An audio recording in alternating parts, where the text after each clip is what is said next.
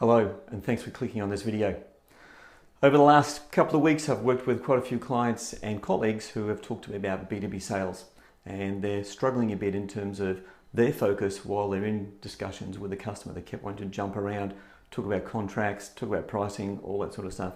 So for the next couple of minutes, I just want to talk about my top 4 tips for B2B sales. So the first one is, it's all based on the customer-centric approach to business, right? So the first one though is that a B2B sales is actually a process. And the first thing we need to do is match how we're engaging with the customer with how the customer buys. What is their process? Every organization buys differently.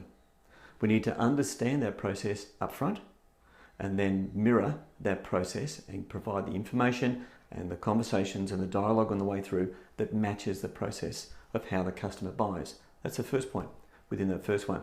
The second thing then is that there is the stages of selling. And the first one is about building rapport. Okay, so we don't have to be friends with our clients, or they don't have to be your best buddy. It's not about that. People buy from and engage with who they know, like, and trust. So they need to know you, they need to get to like you, but they need to be able to trust you. And the trust comes in the capability or the solutions that you can provide. And that's going to be based on understanding their pain, their needs, and what they're trying to achieve. So we work through then those stages of the sales process that are mirroring the buyer's process and the buyer's buying process. Key thing for B2B sales is that we don't jump around within those processes, within those stages of the process itself.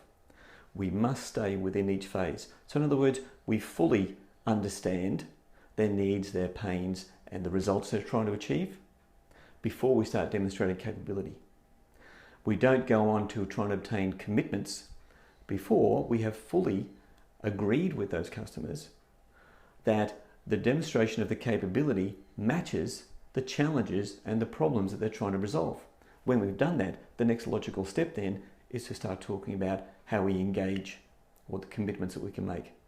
So the first tip is about B2B sales is a process, and within that it's going to be aligned to the customer's buying process, and also we stay within each phase of that as we go. And the objective is to move from one phase to the next once we complete it.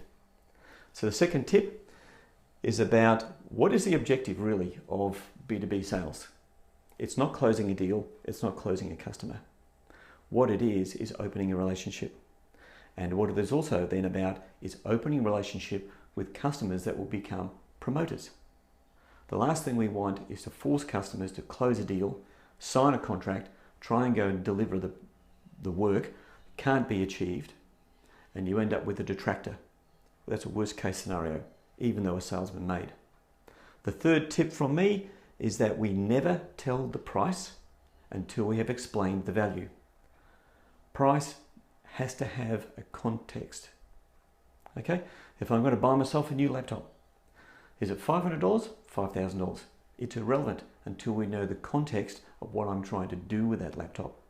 If a business is going to put in place a CRM system, the price of software licenses or even some of the hardware that might be required or upgraded to match what they can do with the CRM system, it is irrelevant until we know the results that the organization and the business is trying to achieve by having a CRM system. Then the price has a context. And the fourth tip is that people do not care about what you do. So stop telling everyone about your features and advantages of all the stuff that you can do, all the great things that your system or your solution offers the customer. They don't care. They only care about what it can do for them. So what we need to do here is fully understand that context, fully understand what it is they're trying to achieve, and have relevant conversations and dialogue about the features and the benefits of the solutions or the products or the services that matter to the customer, and only those ones. Because they don't care about what you do, they only care about what you can do for them. So I hope these 4 tips are going to be helpful.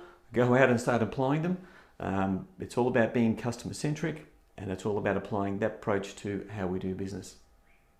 Thank you for watching.